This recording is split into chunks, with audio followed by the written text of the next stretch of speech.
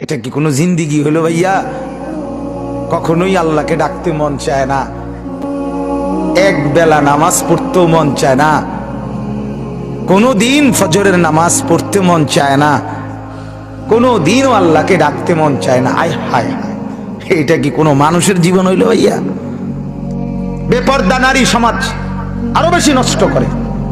যে মেয়েটা বেপর্দা হইয়া অসংখ্য যুবককে নিজের শরীর দেখাইল, আল্লাহর কসম এই সমস্ত যুবকের গুনার সমপরিমাণ পীড়া ওই নাফরমান মেয়ের কাঁধে উঠবে, মহিলার কাঁধে উঠবে, কোনো সন্দেহ।